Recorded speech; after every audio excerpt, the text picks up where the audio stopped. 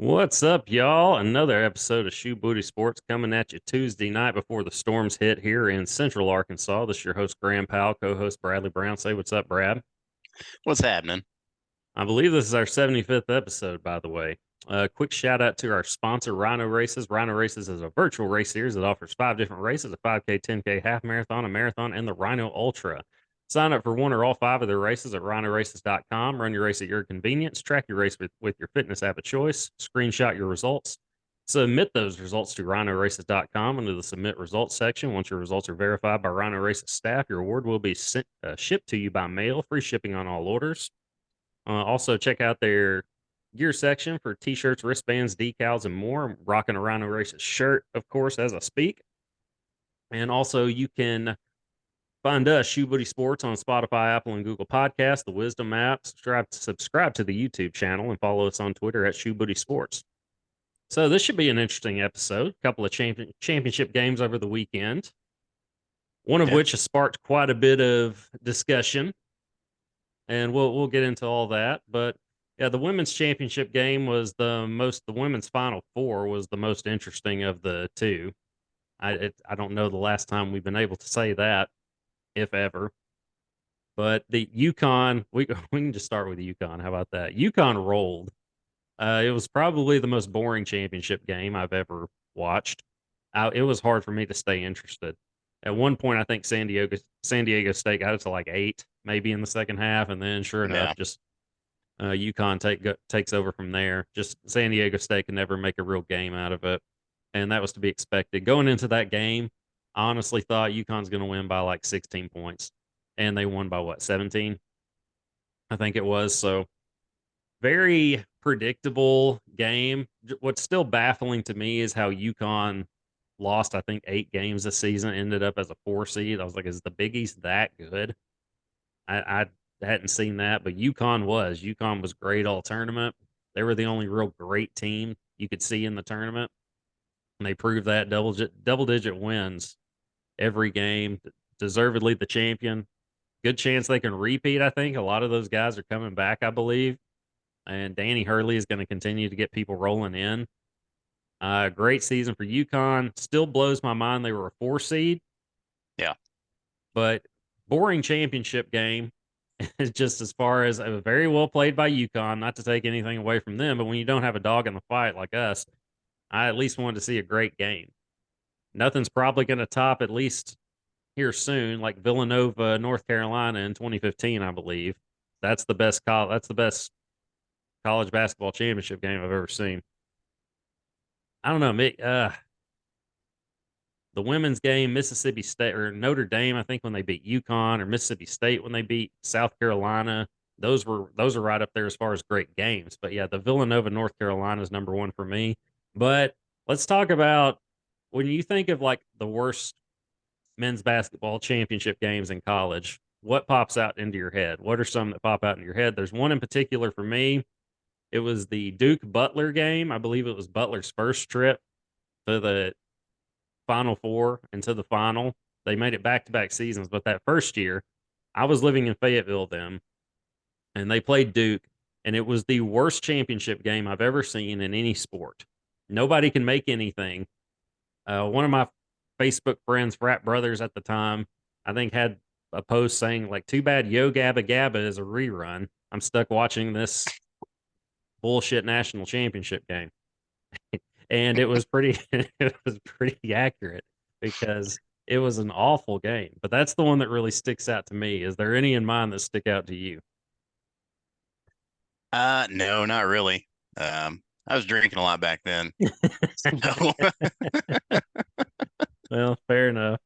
I was too, but I was still watching that game. I do remember one of them just being god awful, but I'm sure that's the one I'm thinking of. But Yeah, and as far as UConn possibly repeating, I don't know if that's really hard to do in this day and age. Like when you had Kansas kind of going back to it, I don't remember if you officially picked them or not. I was like, yeah, it's hard. It's oh, I hard to did. repeat. My It's terrible brackets proves it. So Yeah, in a single elimination tournament like that with so much parity in the men's game, it's too hard to do, man. Like that Florida team is, I'm not going to say it won't happen again because It's bound to happen eventually, maybe, but few and far in between. That Florida team was just an all-time great team, and that's why they did it. UConn could do it, but again, in a one and done tournament like that, I mean, you never know. It was a good tournament, but yeah, When's I the guess last team? Yeah, when's the last team that played the tournament and their closest game was what, 13 points? yeah, maybe Iona, maybe the first round game. I don't know, but it was UConn rolled. I mean, they They just just absolutely walked through rolled. it, man. They Yeah. did. All right, now to the women's side. Now, Friday night, I missed it. I missed LSU playing. I can't even remember who they beat to get to the championship. Virginia Tech, that's who it was. Yep. I missed that one. Um, just because I didn't make it home in time, but I got home in time because I wanted to see Caitlin Clark in Iowa against South Carolina, and that did not disappoint. Clark dropped 41 on South Carolina. Iowa had a great game plan going into it. Just they had South Carolina had one shooter that shot like in the 20% or something, and they just left her open on the perimeter. Now she did hit three big threes in the second half, made them pay a little bit, but still she missed a lot of shots. Proved to be a good strategy, playing down low, guarding those trees down inside that South Carolina has. I don't know where South Carolina finds these girls. It's like they create them in a basketball Yeah. factory. Like Yeah. it's like those Made in the girls lab, were man. made in a basketball factory, and then they go to South Carolina. Because even though they had them down low, they still couldn't they still couldn't get a rebound. They would just and they wouldn't. There were no fouls committed by South Carolina. They would just reach over and get the rebound and then just put it back up. That's why South Carolina was undefeated, because they would have 5 shots to your one on a possession. Like that's the strategy. That's Don Staley's strategy for recruiting, and it works. But Iowa got the better of them. Clark had an all-time great game. She was phenomenal. She had help from her team. Like Iowa isn't just Caitlin Clark. Iowa had a really good team.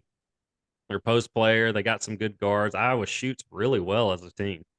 What was the stat? She was responsible for like 60% of the team's points during the I tournament. I believe so. She scored herself more than half of their points against South Carolina. I thought South Carolina would shut her down. They did not. You can't shut down Caitlin Clark. That's just what I've figured out. It's like trying to stop Steph from scoring or stopping KD from scoring. Great scorers are going to score. It doesn't matter. You try shutting her down by calling some phantom fouls, but And we'll get to that. We'll get to that in the championship game. But even then, like that's the thing. She had to sit a lot of that game because of foul trouble, and we'll get to that. But she still dropped 30 on them. She still dropped 30 on LSU. yeah, LSU, for as much trash as they're talking or have talked and are still talking, really just one person in particular. And we'll get to that. She can't say anything about stopping Caitlin Clark because Clark dropped 30 on them. So yeah. you can't say anything there. But yeah, we get this big matchup, the most watched national women's national championship game in history. And it was one completely ruined by officiating. Just awful officiating from start to finish. Early on, I said, "Are they really going to call it like this? Is this really how they're going to call it?" Did you see the game? I did not. I did not. I was traveling on the road, did not get to watch it. Yeah, I figured you were. I watched the entire thing, start to finish, and early on, it was bad. It was bad on both sides. There were a lot on Iowa early. Um, Angel Reese was called for one of those phantom foul. It was an atrocious foul call, and she had to sit. It was her second. She had to sit the remainder of the first half. And I wrote a column on this game, takeaways from it. Haven't written a column in a long time since I was a sports writer and columnist. So I wanted to give my thoughts on it. You can check it out at shoebootysports.wordpress.com. Takeaways from the women's championship game. It's not the official title, but that's the title essentially. But yeah, give my thoughts there. Please check it out again. Shoebootysports.wordpress.com. But it was very poorly officiated game. And then the second half, it was overwhelmingly against Iowa, the bad calls. A lot of phantom foul calls. And the foul count was pretty even. But the difference is Iowa's marquee players were getting called for all these fouls. Like you had three of your starters, two of which fouled out. Clark had four fouls by the by the end of the third quarter. And so she was essentially handcuffed on defense the rest of the game. Because if she's out, it's completely over, right? You already had Sonano out, their senior post player, who's a big time player for them. You already have her out. So by that point, it was starting to get out of hand. It had already gotten a little bit out of hand in the first half. LSU played great. Their bench won that game for them. LSU, Jasmine Carson, couldn't miss. She was throwing it in the ocean in the first quarter. She was 5 of 5 from 3-point range, I believe 7 of 7 from the floor. Had a bank shot go in at the end of the half, from 3-point range. It was just her night. And she should have been the story for LSU. She should have been the story. But instead, we're talking about, well, everybody's talking about, and now we're going to, Angel Reese and her gesture towards Caitlin Clark at the end of the game. The "you can't see me" gesture, and then the ring pointing, and just full on showboating and taunting Just her. stalking her, yeah. Yeah, just it was weird, like following her around. It was weird, and it was strange. And here's my gripe with it. Here's my main gripe with it. Instead of sending when the game's over and you've won, and you've won handily, instead of taking that moment at the end of the game and celebrating with your teammates or coaches, or even showing a little bit of, humbleness and humility and maybe showing a little respect to your opponent, you show complete disrespect toward your opponent's star player in particular. Yeah. Who scored what, 36? She had 30. I think it was 30. 33? No, I think it was 30 even, I believe. Oh. I think, but I mean, she dropped 30 on them. But that's irrelevant. You taunted and showboated and stalked your opponent's best player in that moment at the end of the game. And sides have quickly been chosen, right? And it's become a race thing. And Angel Reese, defender, Angel Reese, Just guys pouring and gas on the gals, fire, yeah. guys and gals, they are jumping on anybody criticizing them, right? And mainstream media doesn't want to touch this, you know, especially the white folks, because they don't want the R card thrown at them. Yeah. But it shouldn't be. It's not a. It shouldn't be. It's become a race thing because people have made it a race thing, and it shouldn't be a race thing. Had Caitlin Clark done that to Angel Reese, if the roles were reversed, I'd feel the exact same way about Caitlin Clark doing that. Yeah. If some guy from the UConn did it, after the game was over to one of the San Diego State players, everybody would have been trashing him. Because you don't do it while the confetti's falling. I mean, no. And I mentioned this in my what, column. 15 straight seconds. It was weird. It was strange behavior, and her behavior after, even she's going after her on Twitter and TikTok. Like it's just weird. It's weird how she's acting. And my big problem with it is people are not only not condemning it, they're celebrating it. They're celebrating this behavior. And so she's going to keep it up. She's going to keep doing this because people are backing it. People are getting behind it. It's crazy. It's absolutely crazy.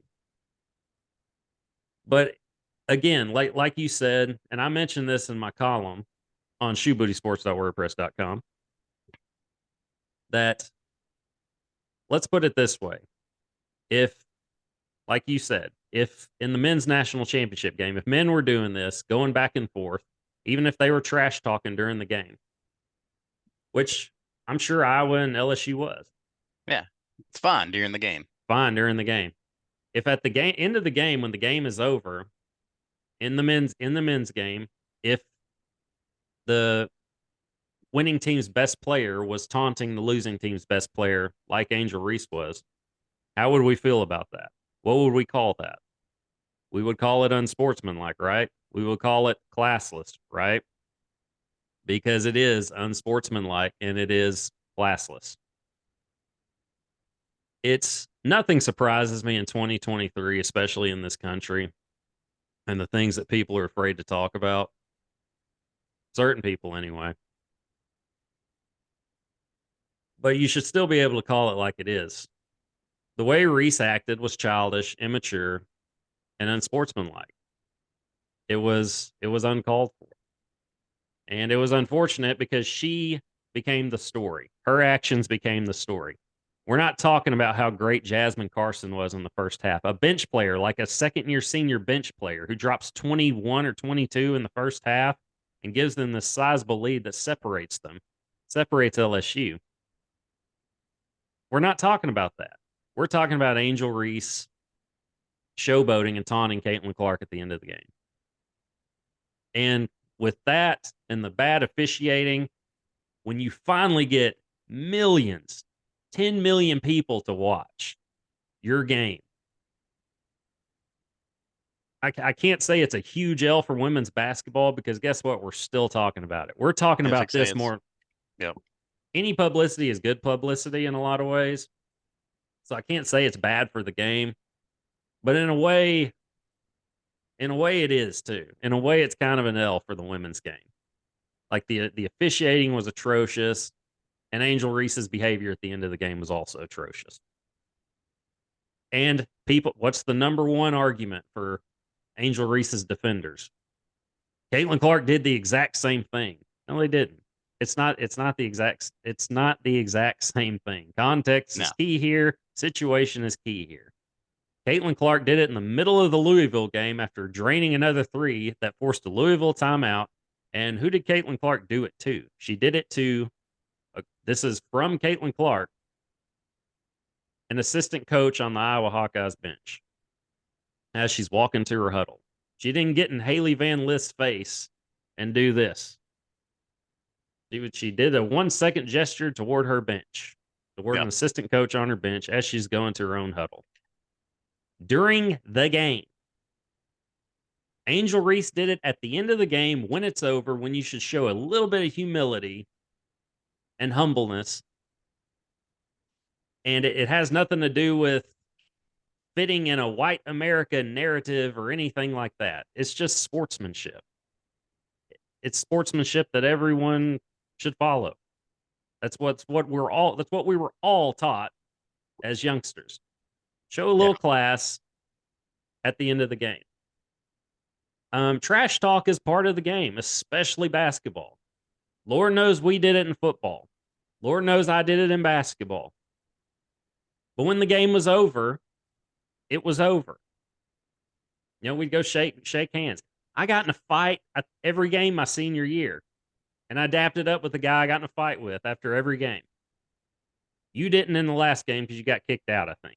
Or you, yes. but no, but that, I still went to the handshake line. Yeah, yeah. So yeah, there you go. But and Clark went to the handshake line and shook hands with the LSU players. I don't know if Reese was there or not. I'm sure she was. But it was still in bad taste, and it wasn't the same. That's my big gripe. Everybody's saying it was that she did the exact same thing. Caitlin Clark did the exact same thing. No, it wasn't. It wasn't the exact same thing. Had Angel Reese did that exact same thing during the game after hitting a bucket or something, I would have had no problem with it. Yeah, who cares? I would have loved it, actually. I would have been like, okay, all right, this is getting good. But to do it in that moment, when the game's over, you're just rubbing it in. Yeah, and you're kicking them when they're down. Yeah, you're kicking them when you're down. You're being a jerk about it. You're being an absolute jerk. And to the people saying that they don't understand the criticism that's coming after her, and it must be because of race and because she's female, it's not. It's because she acted like a jerk at the end of the game when she could have shown a little bit of humility and humbleness. Again, context is key. Situation is key. You do it in the middle of the game, I'm all for it. I'm loving it, actually. I love that kind of stuff. Whether it's Reese doing it, Clark doing it during the game, all for it. To do it at the end of the game like that is classless. It's classless and unsportsmanlike. And again, had Clark done that, and that's if the roles were reversed, I'd feel the exact same way about her. So that's my thoughts on that. As far as the officiating in basketball, I'll say in basketball, that's the worst officiated game I've seen. I don't know about ever, but in a long time. Nothing comes to mind that tops it or is up there with it. But we're not talking about that because, because of Angel Reese and that gesture. But the officiating, absolutely atrocious. Um, something tells me those officials won't be back for next year's game. Yeah. I heard they're leading the LSU parade though. Could be. And make no mistake, LSU was the better team. LSU was the better, deeper team. Iowa did see, and that's the thing. I'd say Iowa looked drained, like a lot of people are saying, from beating South Carolina. And they might have been a little bit, but to me, the biggest takeaway, or to me, the most noticeable thing, the officiating changed the way Iowa defended. Iowa didn't defend like they normally would because they were afraid of getting a foul call. So they didn't defend like they normally would. So LSU got easier, better shots. So how close was the game at half? Oh, LSU had separated. Jasmine Oh, so Carson, it was a double digit lead. I want to say it was like 15 points or something. But Iowa cut it to 7-6, I think, in the second half in the third quarter. Iowa came roaring back, but here come the fouls. Zanano, their post player, fouled out. Warnock, talented forward that can shoot the three well, had to sit. She eventually fouled out. Officiating had a lot to do with it. And it did. Like Iowa's players and coaches would never say this. And again, I say all this in my column. They would never say or admit to this, but it changed the way they played. It changed the way they played on the defensive end of the floor. And it led to better shots. It led to better shots for LSU. Now, I think LSU would have won the game regardless, but it would have been a better game. It would have been a closer game. So I wish we were talking more about the officiating because that should be the story, how bad the officiating was. Really, the story should be how great Jasmine Carson was and the LSU bench. But Angel Reese's gesture and the awful officiating have completely sucked that away. Nobody's talking about how great Jasmine Carson was. I will right now, yeah. but nobody else is. Didn't she also flashed up the L sign, right? On the forehead, calling her a loser. Jasmine Carson? No, I'm talking about Angel Reese or Oh, whatever her I'm name sure. is. I'm sure she did. Well, I don't know. Jasmine Carson didn't do anything but celebrate like a normal person would after Yeah. being on fire. Um, I don't know, but the stalking, the mocking, and the pointing at just the full on taunting and showboating. And That's the enough fact for there's me. no remorse for it at all. Oh no, Like she's amplifying it. there's no like, oh, sorry, I'm just young, got caught up in the moment, my bad, whatever, lost my cool. She's just leaning fully on into it. So Yeah, and people are throwing gasoline on the fire by celebrating it. yeah. And the people that I think want to say something about it but aren't saying something about it because they don't want any backlash over it. They're just saying their excuses. That's just who that's just the player she is. She's embracing it. That's the player she is. As Colin Cowherd on his podcast, he opened like the first 90 seconds of his show with, yeah, and I caught the game. LSU was the better team. They won. And, like out on the floor, just things are said and done that you either regret or don't regret. And that's just how it goes. That was essentially the message. I was like, oh, that's a real insightful thought on it. And Cowherd's a pretty insightful guy, but that's an example. I'm not touching this, especially when a lot of the guys that work for him there at the volume have shown lots of support for Reese and the way she acted on the court. And just because she's getting a lot of love for her behavior doesn't make it right, and doesn't make her or any of her supporters right for doing that. And it's completely a race thing, and that's unfortunate because it shouldn't be. It's just bad sportsmanship. Again, and I have to keep saying this because of the world we live in now. If the roles were reversed and Caitlin Clark had done the same thing, I'd feel the exact same way about it. Yeah. I wouldn't like it. But yeah, it's and by the way, but Jason Whitlock, who's my favorite sports columnist ever, he wrote a great column on this whole thing.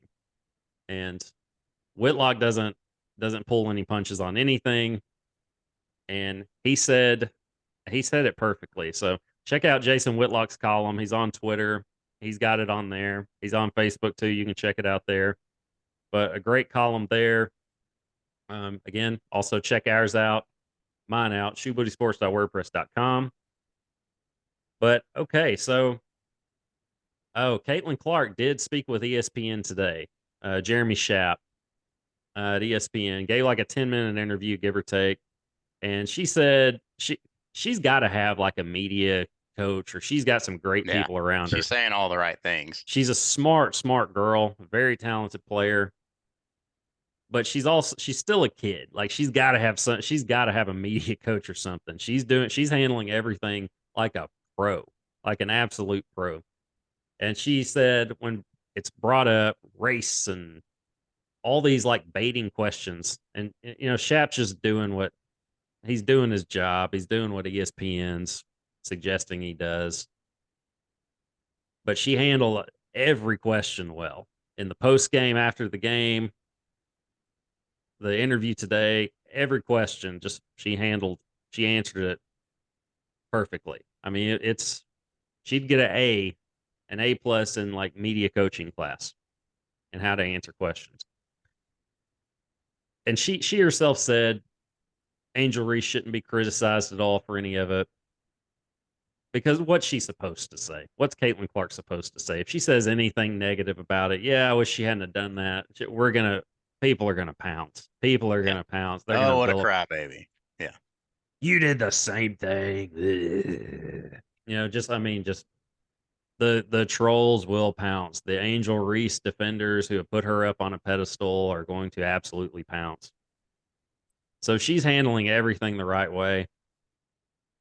But that doesn't mean that what Angel Reese did was right. And I'm going to tell the truth. Yeah, I'm going to tell the truth on here. I'm not going to call anybody out undeservedly so. But Reese deserves the criticism. Does she deserve have some people, of course, gone overboard with name calling her and things like that? Of course, absolutely. Yeah, She didn't do anything criminal. She didn't. no. Yeah, LSU. Okay, the Barstool Bama and LSU went a little back and forth, which was great. Did you see it? I've seen a couple of them. Yeah. Yeah, Bama saying LSU showing class as usual, and I think Bama said or LSU responded with "No one got killed" or something like that. Yeah, showing class as to being murderers or something. Yeah, I just saw the "No one got killed." That tickled me a little bit. I was like, okay, that's fair. Yeah, Angel Reese didn't do anything criminal, nothing just unforgivable, or that anybody's going to lose any sleep over. But it was still a jerk move. It was still something you don't do. It was something you shouldn't do at the end of the game like that. Again, if you're doing that during the game, I'm all for it. I Yeah. like it. I want to see that kind of competitiveness. I don't mind a little trash talk. Makes it fun. But to I do want it, them to be mic'd up so you hear what they're saying, man. yeah, Like, be kind of hard to do. Sweat and all that. It's going to fall out of your ear easily. true. Can't even keep my freaking headphones in at the gym. But it's again at the end of the game like that, it's in poor taste. It showed a lack of class. It showed a lack of maturity, and that's what people should be telling her. And instead, they're not. They're telling her the opposite. Good job. Good job. Essentially, you do you. You do you, girl. Yeah, you do And you. Yeah. It's unsportsmanship. It's unsportsmanship. It's a lack of class. It's a lack of maturity, and that's just the truth. It's okay to tell it like it is sometimes. I know it's 2023, but damn, it Like I was say, if I would have did that after a game, yeah, I think both my parents would have worn my ass out. yeah. Like And did you hear her reasoning for doing it though? That made even less sense. it didn't really make any sense at all, but It made none. It whatever made none. whatever she thinks to, keep it justified, I guess. Again, this is in my column, but Angel Reese's reasoning for doing it was she claims Clark was disrespectful in how she guarded South Carolina's Raven Johnson in the Final Four matchup, which Clark left her open. She left her open on the perimeter because she's a poor shooter. Again, she did hit 3 of 6 3-pointers, so she did make them pay a little bit, but largely it was the right strategy because Clark stayed down low to help out with the bigs down low, so they couldn't get the ball inside. They were saying it's like you would do with any. It's like what you would do if you were playing the Warriors. You would give the three to Draymond. You're going to give the three to Yeah. Draymond because you know he's going to miss more than he's going to make. You're gonna You're give going the to three take to your me. Yeah, I'm you're not gonna going to make anything. Like, you're going to take your chances there. yeah. And so Angel Reese called Clark doing that to another team's player disrespectful. It was disrespectful because Clark left another team's player that is a poor shooter open. And that's LSU why should, she yeah. taunted her like that. LSU should have been thanking Iowa for knocking out South Carolina because they weren't going to beat South Carolina. South Carolina would have beaten the brakes off them just like they did earlier in the season. Yep. I thought South Carolina would beat them by 20, and that's what happened. And yeah, I think South Carolina will beat the brakes off of them next year too, as Don Staley knows how to recruit. And I don't know how many of them are coming back, but I mean South Carolina is the king of the SEC. LSU, like you said, should be thanking Iowa for that. But yeah, her reasoning was ridiculous and it made no sense. Angel Reese, that is, and she claimed that Clark did that to her teammates in the game. I can't remember her name, Alyssa Williams or something, or Alicia Williams, something like that. Forgive me if I get the name wrong, but or don't. I don't care. But she didn't. She guarded Williams the entire game. She didn't play her the same way because LSU has better shooters than South Carolina does, so they didn't play them the same way. So that's just a flat out lie. Um, but she keeps like that's the thing. Reese is just she's repeating this. She was the I don't take disrespect lightly, and she's just repeating it. She's trying to speak it into existence, just like we're speaking the Clark did the exact same thing into existence. If enough people say it, it's got to be true, right? Yeah. Yeah. She was. I don't know. She was saying what she was saying, and I don't know the all the TV personalities that were interviewing her right after the game. They're kind of agging it on too. So Yeah, it. I don't know. I don't know. I can see it both ways. I don't necessarily put 100% of it on her, but I don't know. I just think it was still just a moment thing, and she just rolled with it, kind of a deal. I'd say But it's just a it was a terrible lapse of judgment for sure. And yeah, you should know better, especially if you've been in the sport for that long, or any organized sport. But I don't know. I'm fine with chalking it up as being young and you know not making the best decision. We've all been there, that's but true, but you also need people to tell you that hey, you probably shouldn't have done that. If people yeah, would have told me, people would have patted me on the back every time I acted like a jackass. I'd probably still be acting like a jackass. I needed somebody to tell me, hey, let's don't do that. yeah, I mean, this stuff is fine, but come on. I mean, tone this stuff down. You don't need to do that. yeah, That's what she needs. That's what she needs when it comes to this stuff. Nobody's saying don't be you out on the floor. Her whole yeah, Bayou Barbie gimmick and the tiara thing, I like that. I think that's yeah. pretty cool, actually. I love the flair she has. I'm not knocking that. I'm knocking the unsportsmanlike conduct. That's all I'm knocking. And if she were white and doing the same thing at the end of the game, I'd feel the exact same way about her. If she would have just did it and not stalked her around, like just stalked her around the court, I would have been fine with it. But do Yeah, it it was once, just yeah, and let it go. But yeah, she what seemed like 15 solid seconds it was was weird. rolling. It was weird. And again, Clark ignored it, whether she saw it or not. She's saying she didn't see it. And you could look at the replay. She got, yeah, I think she's kind of Dude, purposely like yeah. ignoring her, but she's handling it the right way. I mean, she's doing it the right way. And Angel Reese isn't. She's continuing to. She's bringing it into social media. She's still talking about it on Twitter. She was doing it yesterday. She did something on TikTok about it, and it was Well, yeah. now it's all about getting more followers, man. Like I hear she's in talks for a shoe contract. Like she's up to like over 2 million followers, especially after that incident on the national championship game. It's just the world we live in now. yeah, and they're going to throw money at her, and she's going to amp this up. She's going to amp this up, but don't be surprised when you get some haters coming, you know, coming your way too. That's all I can say. Like, don't be surprised when people cheer you when you're not as successful on the court. That comes with the territory though, but it doesn't sound like she cares, you know. So she's owning the villain role. Um, some don't see her that way, but that's what it is. You know, it's Yeah. just yeah, it's a weird time. But hey, I mean, women's game is looking like it's in good hands though, right? Yeah, for sure.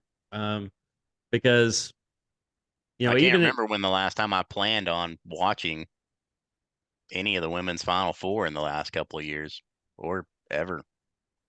yeah, and here's the other thing too. I mean, there's going to be because Clark is the women's version of Steph Curry. She's the closest thing to Steph Curry we have, men or women. Caitlin Clark, and there's going to be a lot of boys and girls, not just girls, going out in their driveway from now on, pretending like they're pretending that they're Caitlin Clark, shooting it deep, practicing shooting from deep. And she said that today in her interview. She wanted to make an impact for boys and girls. Get them talking about basketball, playing basketball. And she's done that. She has absolutely done that. She's checked off everything she's wanted to accomplish. Didn't get that natty, but the fact that they were even there is huge to me. To get to the Final Four, to beat South Carolina, to get to the championship game, it's a successful season for Iowa. But LSU was the better team. They were the better team, and they were the better team Sunday. And officiating was awful, but LSU took advantage. They took advantage of that. Their bench was hot. They're the champs. They deserve it. It's just unfortunate we're talking about Angel Reese and race instead of how great LSU is as a team. That's my biggest takeaway from it. But okay, we're about out of time here, but we will touch up a little bit here. Ricky Council going to the NBA draft. So Hogs losing a good one there. They do get a point guard from Washington coming in there. And He we'll looks end on pretty this. good. Yeah. Yeah, on this day in 1994, the Arkansas Razorbacks won their one and only national championship at men's basketball. So woo pig on that. I remember it like it was last week. It was great. Fun to relive that. But yeah, this has been fun. We'll talk, I guess, like baseball and stuff next week. No, more basketball. Masters, Play dude. Masters. Yeah, okay. There you go. And playoff basketball. But until then, we're gonna get out of there. Get out of here. Deuces, y'all.